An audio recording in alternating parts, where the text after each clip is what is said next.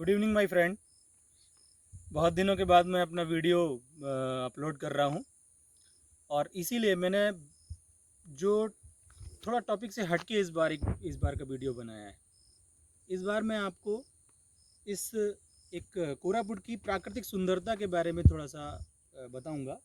मैं इस समय पे अपने विद्यालय JNV कोरापुट से थोड़ी दूर खड़ा हुआ हूँ और ये देखिए, ये प्रकृति की आप सुंदरता को देख सकते हैं। यहाँ पर कई जगह पर धान के पेड़, मक्के के पेड़, ये देखिए, ये मक्के के पेड़ हैं जिसमें बड़ी बड़ी मकाई, जिसको मैं पास से ले जाकर दिखाऊंगा आपको। ये देखिए, अभी इसमें छोटे छोटे दाने होने शुरू हो गए हैं और ये मकाई कुछ दिन बाद बड़े बड़े दानों के रूप में आएगी और यहाँ पर ये मीठी मकाई के रूप में जानी जाती है। और पूरे यदि आप देखें तो उड़ीसा से बाहर भी बहुत सारे क्षेत्रों के लिए इसकी सप्लाई की जाती है। और ये स्वीट कॉर्न है यहाँ का, और काफ़ी अच्छी क्वालिटी का स्वीट कॉर्न होता है। ये देखिए, इस समय में सूर्यास्त का समय है। इसके जस्ट अपोजिट देखिए प्राकृतिक सुंदरता को आप। यहाँ पर देखिए प्राकृतिक सुंदरता, देखिए बादलों के बीचों बीच वो सूर्यास्त की स्थिति दिखाई गई है। बहुत ही सुंदर दृश्य है। पहाड़ियों के बीचों बीच ये डैम कोलाब डैम के नाम से जाना जाता है। यदि आप इसे गूगल में सर्च करेंगे तो काफ़ी बड़ा जल भराव क्षेत्र इसमें आपको दिखेगा। इसी तरीके से आप देखिए, ये लगभग जो पहाड़ियाँ हैं वो स्टेप बाय स्टेप, इसको स्टेप फॉर्मिंग भी बोलते हैं। यदि आप इसी चीज़ को उत्तराखंड और हिमाचल प्रदेश में देखेंगे तो ये कई एकाध किलोमीटर तक आपको इसी तरीके से आता हुआ दिखेगा। और step by, that is the इसको बोलते हैं हम स्टेप फॉर्मिंग, और टेरेस पैटर्न एग्रीकल्चर भी बोलते हैं। इसी के साथ साथ मैं आपको इसमें थोड़ा सा डिस्कशन करूंगा। आइए चलते हैं सर थोड़ा। इसी के साथ साथ डिस्कशन करूंगा कि टेरेस पैटर्न जो होता है बेसिकली, वो जो सीढ़ीदार कृषि होती है, ये बहुत कई मायने में ग्रामीण क्षेत्रों के लिए बहुत अच्छी होती है। एक तो इसमें बहुत बड़ी मात्रा में वाणिज्यिक फसलों का उत्पादन किया जाता है, और दूसरा इसका सबसे खास बात यह है कि ये मृदा अपरदन की कंडीशन को भी बहुत ज़्यादा रोकता है। एग्जाम्पल देखिए, जैसे मैं आपको बताऊं, उस कोलाब डैम के पास में जिन पर्वतीय क्षेत्रों में सीधे वन लगे होंगे, तो आपको वहां पर दिख रहा है कि वहां पर जो पहाड़ है जहां पर सूर्यास्त हो रहा है, उसके आसपास की जो जमीन यदि आप देखेंगे तो वहां पर उसमें मिट्टी का धसाव बहुत ज़्यादा हो रहा होगा, मतलब सॉइल का एरोजन बहुत ज़्यादा हो रहा होगा। लेकिन यदि आप इस कंडीशन को देखें, यहाँ पर जहाँ पर स्टेप फॉर्मिंग हो रही है और जहाँ पर ये घास और पेड़ पौधे बहुत ज़्यादा मात्रा में हैं, तो उस जगह पर ये पेड़ पौधे और ये जो फसलें हैं स्टेप फॉर्मिंग की वजह से इस मिट्टी को बांधे रखती हैं। इसलिए यहाँ पर बहुत कम मात्रा में इस जगह पर सॉइल इरोजन होता है। तो एक बहुत अच्छा क्वेश्चन है, यूपीएससी का एक बहुत फेवरेट क्वेश्चन है कि step forming and terrace pattern agriculture terrace pattern agriculture is a important things to reduce soil erosion। बहुत सारे आपको यहाँ पर सुंदर सुंदर वृक्ष दिखाई देंगे। इस समय का मौसम बहुत ही लाजवाब है। भारत के कई ऐसे पर्वतीय क्षेत्रों को मैं देख कर आया हूँ, जैसे Uttarakhand, Himachal Pradesh, Jammu Kashmir, even north east के भी कुछ क्षेत्र जहाँ पर टी का प्रोडक्शन होता है। उनमें से ये उड़ीसा का एक ऐसा, जिसे हम उड़ीसा का कश्मीर बोलते हैं, ये एक ऐसा क्षेत्र है और हाईली, जिसको हम बोल सकते हैं कि प्राकृतिक सुंदरता से ये भरा हुआ है।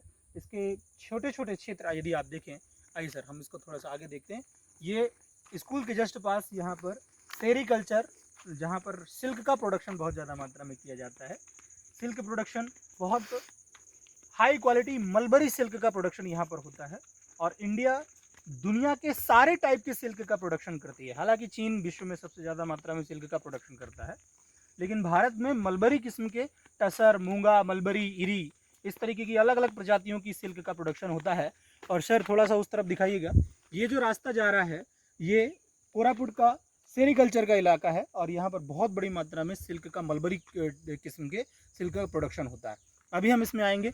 यहाँ पर छोटी छोटी नहरें हैं, छोटे छोटे स्रोत हैं, जल के स्रोत हैं। तो इसे आप देख सकते हैं, बिल्कुल खुले मैदान के रूप में आप इसे देख सकते हैं।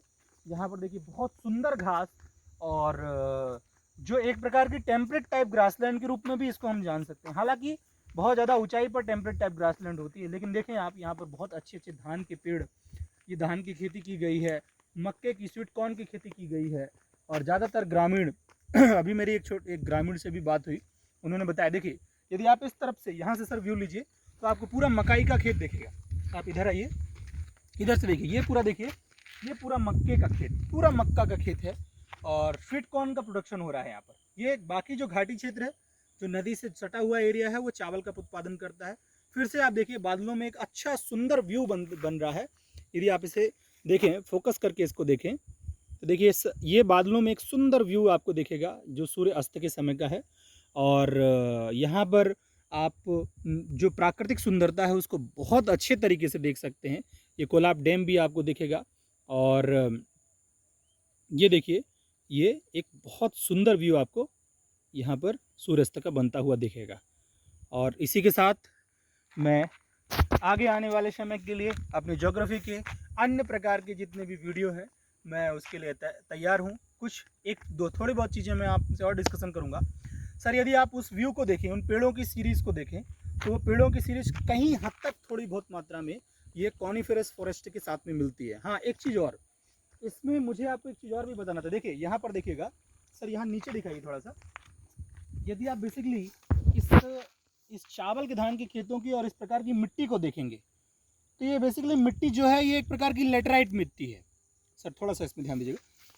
ये लेटराइट मिट्टी एक प्रकार की ऐसी मिट्टी होती है लेटराइट मिट्टी ऐसी मिट्टी होती है जहाँ पर लाल मृदा में बहुत ज़्यादा मात्रा में यदि वर्षा की मात्रा बहुत ज़्यादा मात्रा में वर्षा हो रही हो तो उस वर्षा की वजह से इसके जो मुख्य तत्व हल्के तत्व हैं जैसे सिलिका हो गया, कैल्शियम हो गया, ये सब वाटर एब्जॉर्बेशन के साथ मिट्टी के नीचे चले जाते हैं। उसका निक्षालन हो जाता है, मीन्स दैट लीचिंग हो जाती है।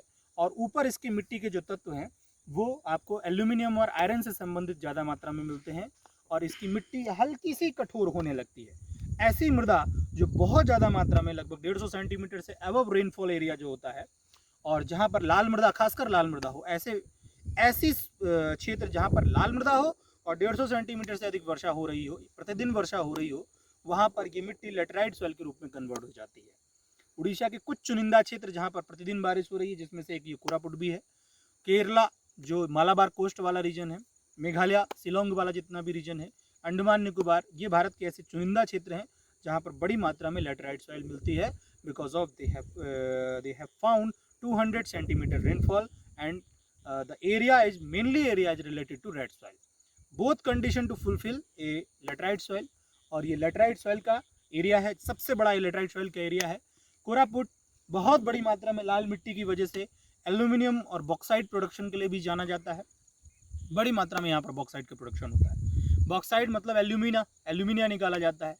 कोरापुट माइनिंग सेंटर से जो NALCO national aluminium corporation limited है, यहाँ से लगभग 25 किलोमीटर डिस्टेंस है उसका। दामनजोड़ी इसकी एक छोटा सा ब्लॉक पड़ता है, उस जगह पर ये बना हुआ है। तो वहाँ से एल्यूमिनियम का भी प्रोडक्शन, ये मिट्टी से निकाली गई बॉक्साइट को एल्यूमिना बनाया जाता है और उस एल्यूमिना को उड़ीसा के ही एक डिस्ट्रिक्ट अंगुल में भेज दिया जाता है और वहाँ से एल्यूमिनियम निकाला जाता है। दोस्तों मैं इससे पहले आपको यहाँ पर देखिए रेनबो का वो स्थिति बन रही है। ये देखिए बड़ा सुंदर रेनबो बन रहा है, मेरे ख्याल से आपको दिख रहा होगा बहुत सुंदर रेनबो। सर दिखाई दे रहा है रेनबो की कंडीशन? दिखाई दे रही। हाँ, ये देखिए बड़ा सुंदर रेनबो बन रहा है। यानी मैं बार बार आपको कह रहा हूँ कि प्राकृतिक घटा यहाँ पर पूरी फैली हुई है और इस जगह को देखकर ऐसा लगता है जैसे बहुत ही कई संत यहाँ पर संत रहे होंगे जिन्होंने यहाँ अपनी तप स्थली बनाई होगी। बड़ा शांत क्षेत्र है ये और वास्तव में जो ये जगह है, इस जगह पर आपको आकर यहाँ पर एक बहुत ही अच्छी शांति की अनुभूति होती है। इसके साथ मैं दोबारा अपने ज्योग्राफी की वीडियो के लिए तैयार होकर आप लोगों से इस समय के लिए अलविदा कहता हूँ और कल से मिलता हूँ अपने पुराने टॉपिकों पर, इंडियन ज्योग्राफी और वर्ल्ड रीजनल ज्योग्राफी। धन्यवाद। ये ना